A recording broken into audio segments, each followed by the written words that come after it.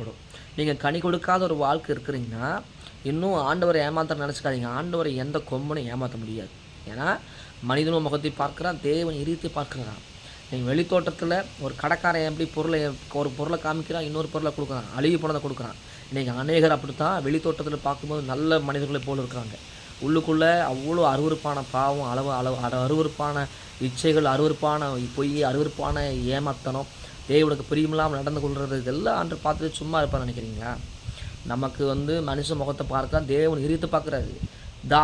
தாவீத தேவன் அபிஷேகம் பண்ணும்போது சாமுவேல்கிட்ட தேவன் என்றார்னா, உன் குப்பியை நிரப்பிக்கோ, எடுத்துகிட்டு போங்கிறாரு.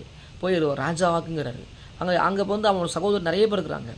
ஆனால் சாமுவேல் பெரிய தீர்க்கதரிசியா இருந்தும் அவங்க அண்ணன் ஏலி அவங்களுடைய அண்ணனை பெரிய அதிகாரியாக இருக்கிறாங்க. அண்ணனை பார்க்குறாரு. அவன் நல்ல வாட்டசாட்டமாக ஆள் ஹைட்டாக இருக்கிறான்.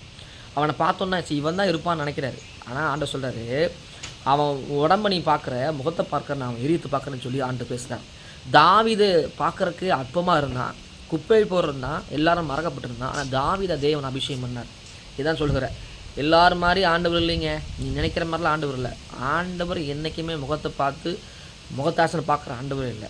எப்பவுமே தெரிஞ்சுக்கங்க, தேவன் முகத்தாசனை பார்க்குறவர் இல்லை. நம்ம முகத்தை பார்த்து எடை போட்டுடலாம், இப்படி தான் இருப்பாங்க, அப்படி தான் இருக்கணும். ஆனால் இல்லைங்க, கர்த்தர் இருதயங்களை ஆராய்கிறவர். அவர் இருதயத்தை பார்க்குற ஆண்டவர். நிறைய உலக பழமொழி சொல்லுது, முகத்தின் அழகு அகத்தின் அழகு முகத்தில் தெரியுமா? அது பழமொழியாக இருக்கலாம். நிறைய பேர்த்துக்கு அகத்தின் அழகு முகத்தில் தெரியாது. வெளியே வேஷமாக முகத்தை காமிச்சிருவாங்க. முகத்தில் பல காரியத்தை வித்தியாசத்தை காட்டுவாங்க.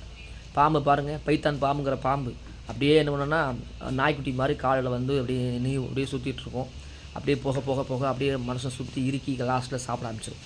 அதே போல் ஒரு சில பாவம் கூட, இந்த பைத்தான் பாம்பு கூட நம்ம என்ன பண்ணுங்க, கர்த்தரை விட்டு தூரம் பண்ணிடும். அப்படியே முழுசாக நம்மளை மூடிடும், ஆண்டவரை விட்டு விலக பண்ணிடும். ஒரு முறை ஏமாத்துறீங்க, ஆண்டவர் யாரையும் ஏமாற்ற முடியாது. ஆனால் நம்ம ஏமாத்த நினச்சி, அவரை ஏமாற்ற நினச்சி நிறைய பேர் ஏமாந்து அதை ஆத்மா இழந்து போகிறாங்க. தேவஜனமே, தேவப்பிள்ளைகளை நான் சொல்கிறேன், ஆண்டவரை எந்த கொம்பனும் ஏமாற்ற முடியாது. அவருக்கு எல்லாமே தெரியும். ஆனால் அது தெரிஞ்சுமே அவரை ஏமாற்ற நினச்சி அவங்க தலையில் மண் போட்டுக்கிறாங்க. இன்றைக்கி அநேகருடைய வாழ்க்கை இப்படி தான் இருக்குது. அந்த ஆள் எப்படி கடையில் ஒரு நல்ல பழத்தை காமிச்சிட்டு உள்ளுக்குள்ளே கெட்ட பழத்தை போட்டான். அதே மாதிரி தான் நல்ல மற்ற முன்னாடி நல்ல வாழ்க்கையை காமிச்சிட்டு, நல்ல பிரிச்சுவலான வாழ்க்கையை காமிச்சிட்டு, நல்ல ஒரு விஷயத்தை காமிச்சிட்டு, உங்கள் இருதயம் கெட்டுப்போனதாக இருந்தால் அது குப்பையெல்லாம் போடப்படும். தேவஜனமே, தேவப்பிள்ளை சொல்கிற வைராக்கியம், கசப்பு, கோபம், எரிச்சல், பொறாமை, இந்த மாதிரி ஒரு சில அருவருப்பான காரியம், ஒரு மனம் இல்லாமல் இருக்கிறது, கீழ்ப்படியாமல் இருக்கிறது, இதெல்லாம் நல்ல கனி இல்லாதது. நல்ல பழமாக வெளியே இருக்கலாம், உள்ளுக்குள்ள விஷயம் இல்லை. பிரித்து பார்க்கும்போது அழுகி கிடந்தால் அது ஒரு பிரயோஜனம் இல்லை. உங்கள் வாழ்க்கை அழுகி போன வாழ்க்கை இல்லாமல் தேவனுக்கு பிரியமான வாழ்க்கை வாழுங்க.